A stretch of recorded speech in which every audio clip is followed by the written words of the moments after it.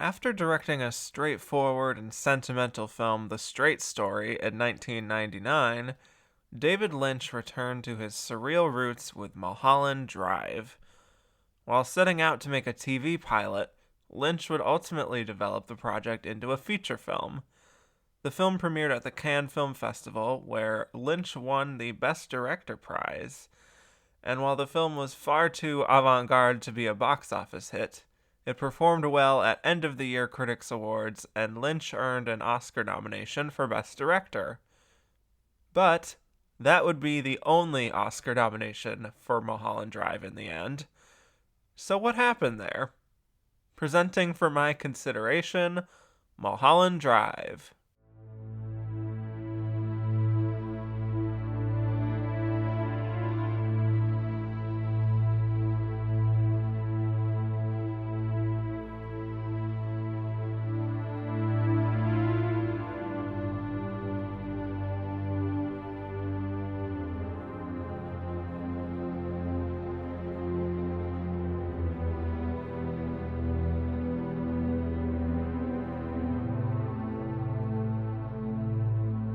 Hello, and welcome back to For My Consideration, a bonus series from And the Runner-Up Is, where I take requests from patrons to talk about literally any movie that was nominated for an Oscar at any point, essentially excluding the films that I've already talked about and things that I will eventually talk about. And in this case, this is from our friend Chelsea Eichholz, who wanted me to talk about Mulholland Drive, which is a very unique and surreal film to be nominated for the Oscars, and it was only nominated for one Oscar, which is Best Director for David Lynch. So I'm excited to get into how exactly that happened. But first, I want to talk about all of the wildness that comes with Mulholland Drive, and my guest today, I'm very excited to talk about this film with me. You first heard him talking Dr. Zhivago on the main show, and also 2 episodes of On Second Thought about Crouching Tiger, Hidden Dragon, and Dead Poets Society. Welcome back to the show, Brandon Stanwyck. Hello, it's great to be back.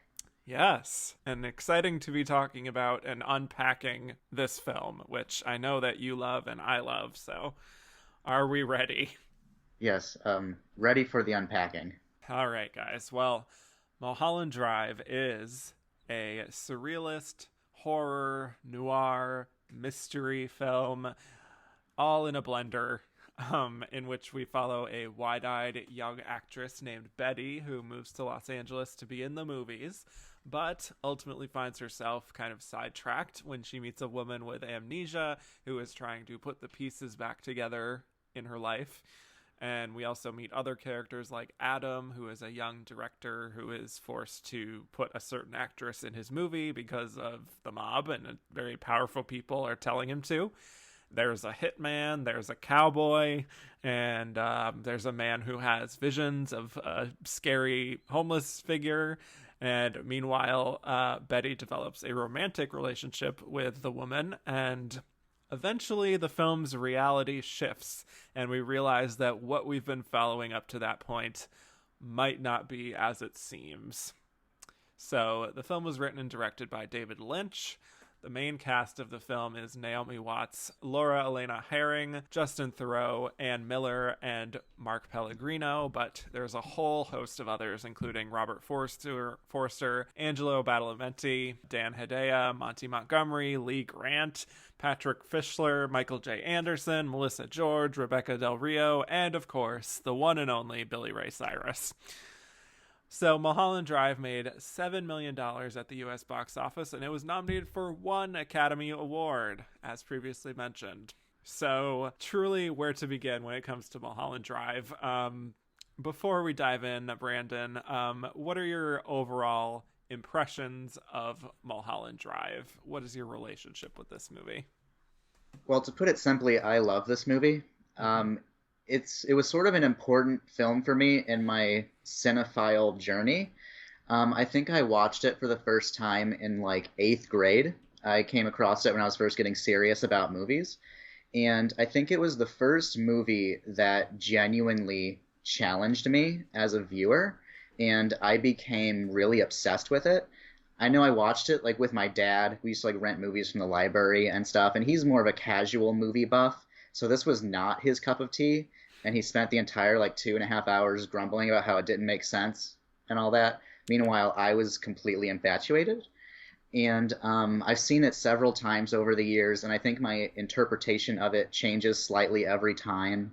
And I love that. And it was a huge gateway film for me in terms of like art house cinema and what genre movies can be. So I really like it. Yeah, I have a somewhat similar story with that. I think I saw it when I was a little bit older than that, but I watched it with my parents. I don't know exactly why they were interested in it, but I was the one who kind of like brought it to the table, and they were interested in watching it with me, even though I kind of had a feeling that they would not care for it. And I specifically remember after it, my father basically got up from the couch and he said 1 out of 10. Mm. So, Oh no. you know, that was a fun night. But I will also just say that when we look at this film, I think it's important to look at the context of how the film was made. It was originally designed as a TV pilot that was going to air on ABC, and they rejected it. So he went and created a proper ending and made it more of a contained feature. And I think that's important to know that, because so much of the first 2 hours of the film feel like world building in the same way that the Twin Peaks pilot threw a bunch of characters at you right away, clearly setting the table for a big, expansive story with a lot of moving parts. And this also contains a lot of the surreal elements of Twin Peaks, but also is telling an interesting, grounded story about this woman with amnesia that you can imagine as a continuing story. But long story short, ABC hated it, which I sort of understand. He found the funding to make it into a feature and shot new footage. And I do think all of this explains why we have so many seemingly random tangents in the first 2 hours that do factor in eventually, but seem like they are setting up a longer story to be told when everything comes together. But I am a major, major fan of David Lynch. I think there are very few directors who are able to just tap into the subconscious like he does. All of our fears and dread and grief. I think just as a director, he is able to get at the heart of the darkness in life, and sometimes really just shows it for what it is. And some people hate that, and I get it, but in a way, I really find him to be a pretty empathetic director, as odd as that may sound. What I see in a lot of his work, and especially Mulholland Drive, is just a sense of longing and a sense of despair that the world is the way it is. And even if he is known for blending the surrealism in with the reality, I just always find a bit of humanity in his work. Like with this, I mean, we can get into like spoilers pretty soon, because it's hard to talk about this movie and not talk about how the last 30 minutes or so, how that all plays into everything. But it's like, you know, we're following these two women. One of them is wide-eyed and bushy-tailed, ready to make it in Hollywood, full of dreams, and this other woman who has lost her identity. Both of them are longing for something that either hasn't happened yet or something that they lost, you know, because she's lost her sense of who she is. And I think there is this idea of striving for something in the future that will one day either solve your problems or make you happier or make you more successful. And that's why I think the first 2 hours specifically are so hopeful in a way and romantic. But then with what happens at the end, at least for me, you come to realize the sad reality of that. But anyway, I'm curious if you resonated with that emotional core to it at all, or whether you had a different kind of emotional response. to the film. Yeah, and that has definitely changed over the years. I think when I first watched this way back in the day, I approached it from a very realistic, grounded area, which I think is the wrong way to approach this movie. And I think that's why people like our parents found it frustrating because it doesn't make sense. But David Lynch has a real dream-like logic to his movies.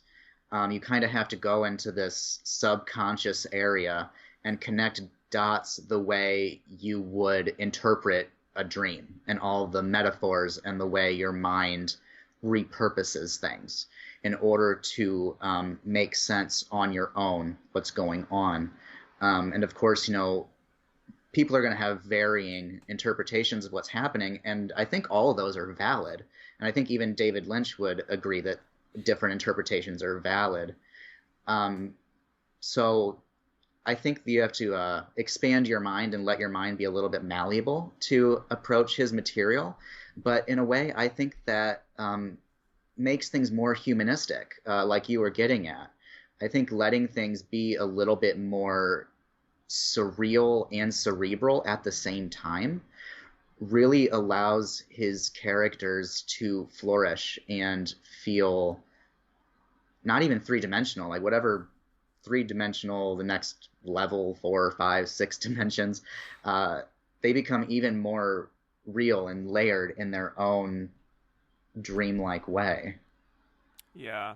I think that's the big thing that I love about this movie is that it has just enough for you to latch onto on a narrative level, but it is so packed with symbols and connections and this sense of duality that you could just have endless discussions about what it all means and have a totally different interpretation than someone else.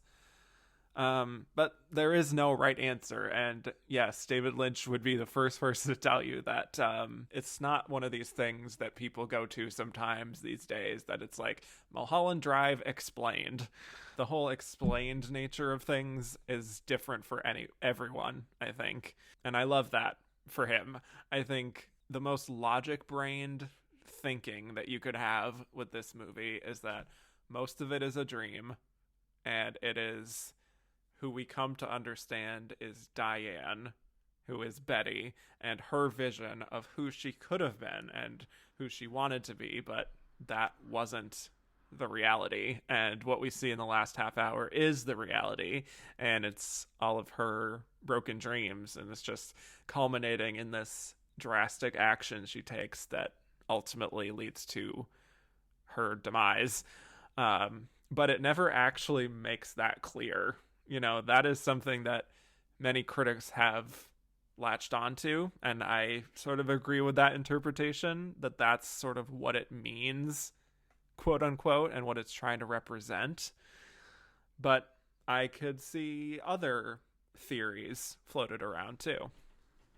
Yeah, I think that theory makes a lot of sense, and I think it's totally legitimate. This idea that Diane, or this person that we, like you said, we find out in the last half hour is actually Diane, is full of all of these regrets and obsessions and broken dreams, and her desires and all that have manifested into this sort of a feature film. She has created an entire movie in her mind, repurposing a lot of these events and the people that she knows, and it's sort of her way of interpreting this horrible thing that she has done, sort of like what psychologists will say our dreams actually do.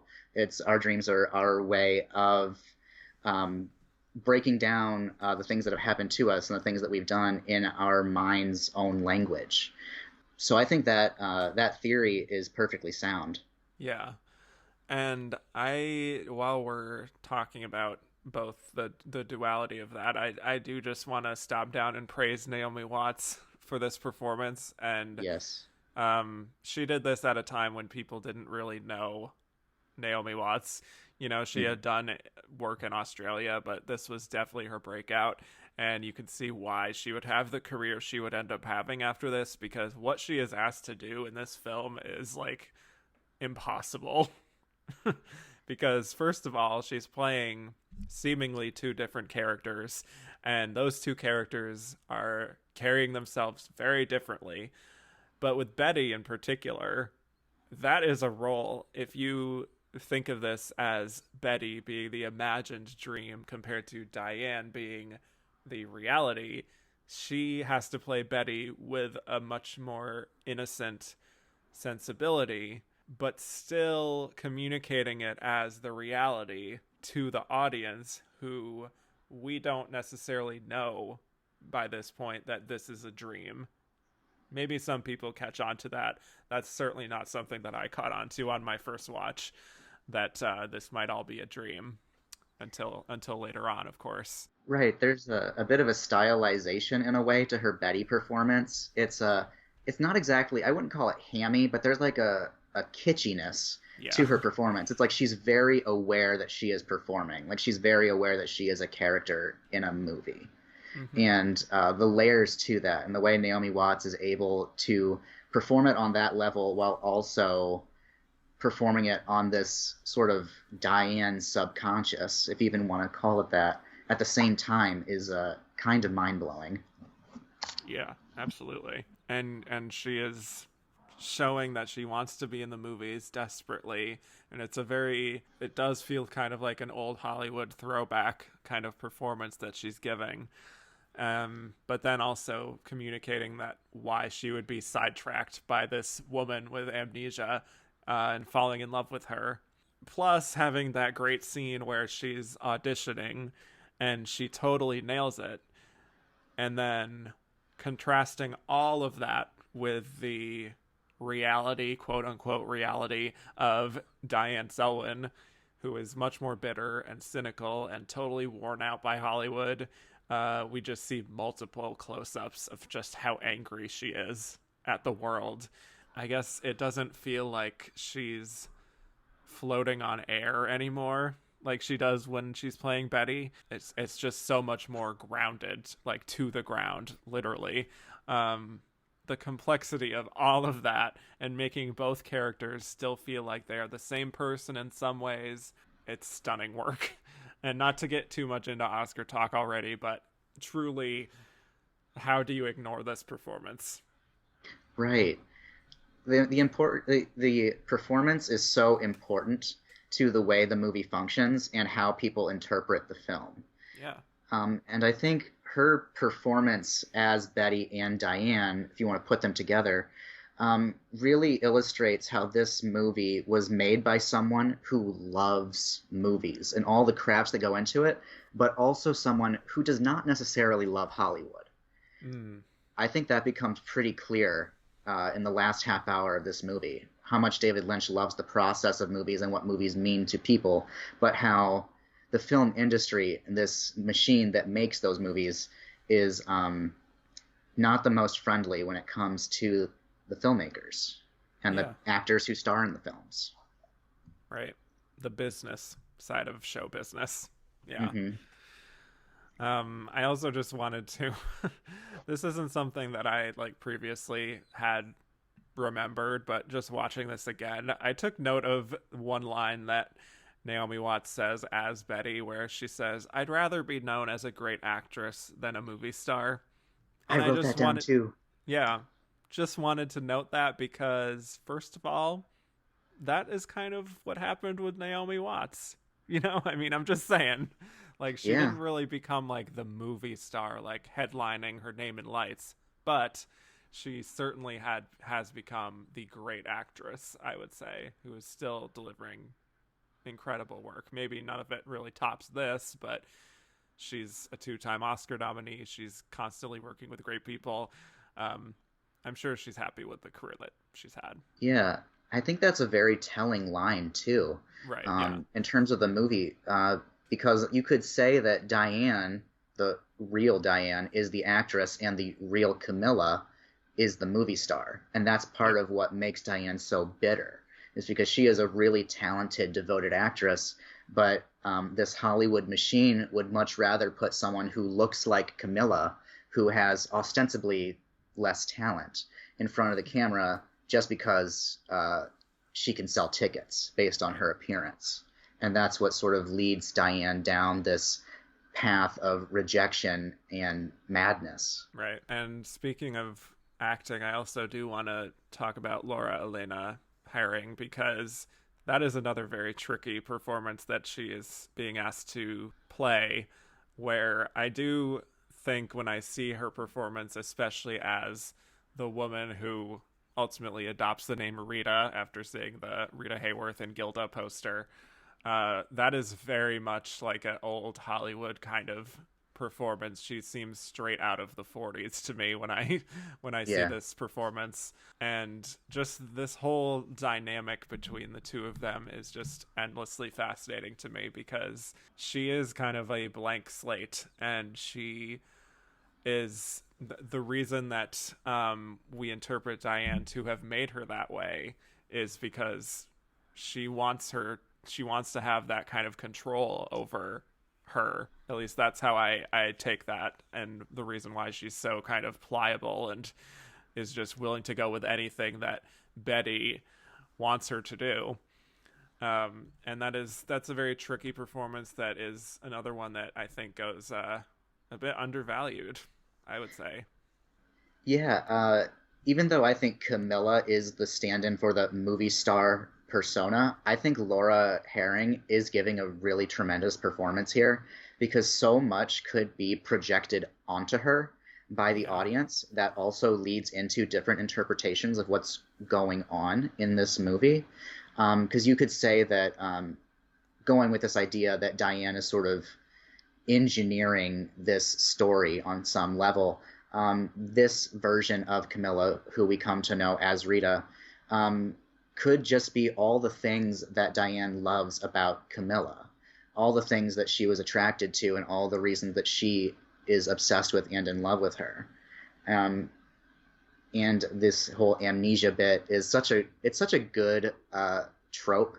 Like noir films and soap operas love amnesia for very specific reasons. So that goes into the genre element of it all. But like you were saying, it allows Diane to control the story and let Betty steer the direction of it. Yeah, absolutely. And I think also with this idea of duality and her adopting the name Rita, there is this other angle to this movie that I think is a really good representation of Hollywood and the dream of Hollywood and the nightmare of Hollywood, and the blending of reality and fiction, and how we see so many stars changing their names once they get to Hollywood, the idea of becoming someone else.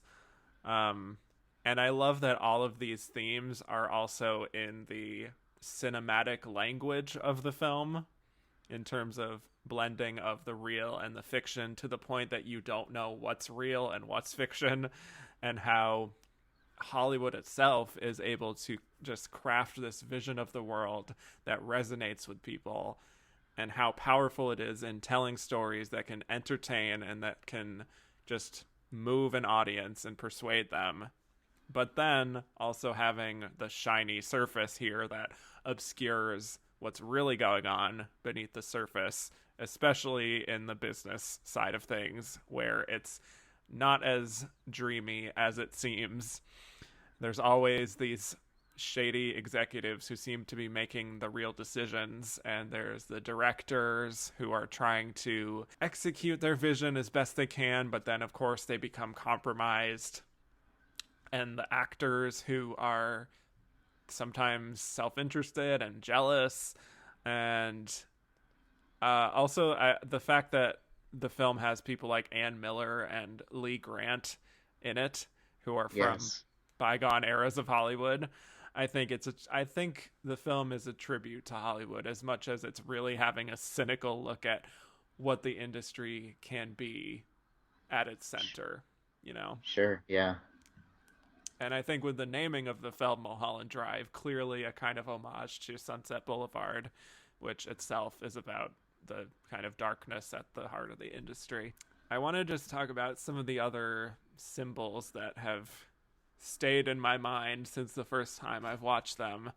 We have to talk about the scene with the charred, dirty whatever you want Mm. to say, figure behind the dumpster at Winky's, who we encounter from this man who is having this dream about this particular figure. And then he goes outside and he's very slowly approaching and discovers that suddenly it's there. I have to say, every time I watch that scene, I know it's considered like a big jump scare. I don't necessarily jump at that moment, but I do very much get chills. And I think what that character does is, number one, they've been referred to as a bum. I don't know if that's really like what it's supposed to be, but just from the readings I've done, that's what that character is referred to. I think in some ways it could represent just the immense homeless population in Los Angeles and the dichotomy of being in the richest city of dreams and also having this undercurrent of the homeless population who continue to be ignored. There's that just surface level, but then also a part of it, I think, is Diane's subconscious fear of, either what she might become if she doesn't succeed, or I guess some kind of a malevolent force, either within herself or just in Hollywood or the grand scheme of life, or just her own mental issues that she's working through. How do you interpret this figure and what it means in the grand scheme of things? This is one element of the film that I've never really come to a concrete conclusion on, and I think I've seen it different ways with every viewing. I don't recall if I jumped the first time I watched this movie, but I can tell you, rewatching it recently, I definitely had anxiety leading up to Yeah. it because I knew it was coming and I couldn't remember exactly when it comes, so I could like feel my heart beating a little bit faster. And I can tell you my dog jumped, though. My dog did Oh, jump at that moment. So I guess you could say it is effective. okay. But yeah, I think I have read that some people see that person as the physical representation of Diane's regrets and guilt. Mm-hmm. I think you could also see that figure as an embodiment of the griminess of Los Angeles and the way we as a society and Hollywood cast people aside who are no longer useful to us. Mm-hmm. And I think that might play into this idea that Lynch has a fraught relationship with Hollywood and the people who fund movies and who they see as bankable and worth their time. So that was what I had in mind this last time I watched the film. Thank you for listening to this preview of For My Consideration, a bonus series from And the Runner Up Is. If you liked what you heard and want to hear more, please go to patreon.com/andtherunnerup and become a patron. Only $3 a month will get you access to bonus episodes, a Slack channel, and early access to regular episodes. Thank you so much for your consideration.